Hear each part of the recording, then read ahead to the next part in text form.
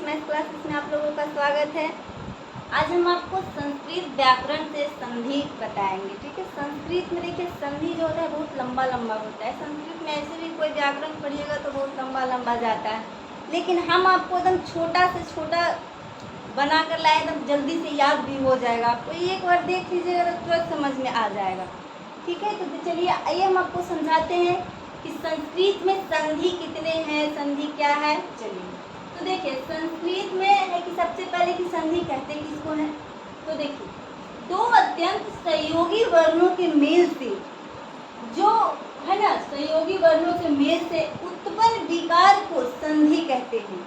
यानी जो बोलते हैं दो वर्ण मिलता है तो जो शब्द नया बनता है उसको हम संधि बनाते हैं। ठीक है, तो उसको जोड़ेंगे कैसे, देखिए सदा जोड़ एब, यानी सदा बोले और एब बोले और दोनों के जो मिलाकर जो शब्द बना सदैव, उसे हम संधि कहते हैं। अब देखिए संधि करना तो आप जान गए कि दो वर्णों के मेल से है जो संधि बनता है। ऐसे भी हिंदी में आप लोग संधि पढ़े ही होंगे तो बने पता होगा। चलिए अब कहता है कि संस्कृत में जो है संधि के 3 भेद होते हैं। संस्कृत में संधि के 3 भेद होते हैं। तो कौन कौन होते हैं, तो सबसे पहले होता है स्वर संधि, यानी स्वर वर्ण से जो संधि बनता है उसको स्वर्ण संधि कहते हैं। जैसे देखिए स्वर्ण वर्णों के मेल के कारण, यानी स्वर्ण वर्ण जब मिलता है और जो विकार उत्पन्न होता है उसे हम स्वर संधि कहते हैं। तो देखिए कैसे होगा, देखिए महाजोड़ उदय, यानी महाजोड़ उदय को अगर जोड़ते हैं तो महोदय, यहाँ देखिए ओकार बना है तो ये एक स्वर संधि हो जाता है। यहाँ स्वर बना है, स्वर मिल रहा है, एक नया शब्द इसमें क्या जुड़ रहा है, तो स्वर जुड़ रहा है।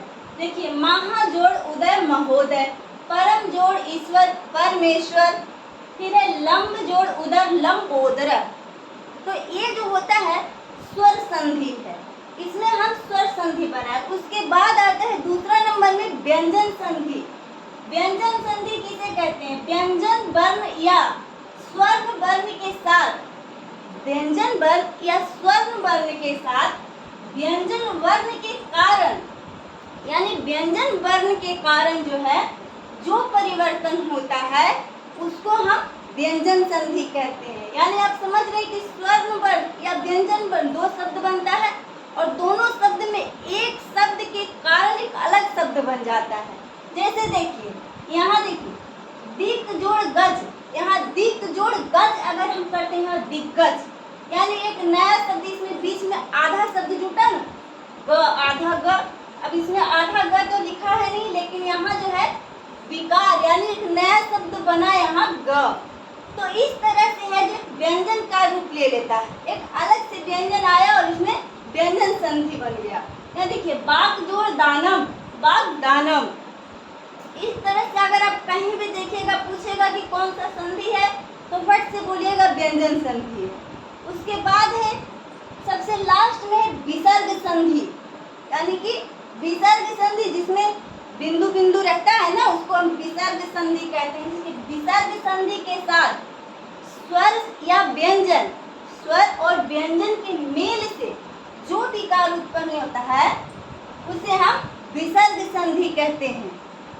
तो देखिए विसर्ग संधि कैसे बनेगा, यहाँ देखिए मनः जोड़ रथा, यानी मनः जोड़ रथ है, दोनों पे देखिए बिंदु है, इस पे भी बिंदु है और इस पे भी बिंदु है और दोनों को मिला के बन गया मनोरथ।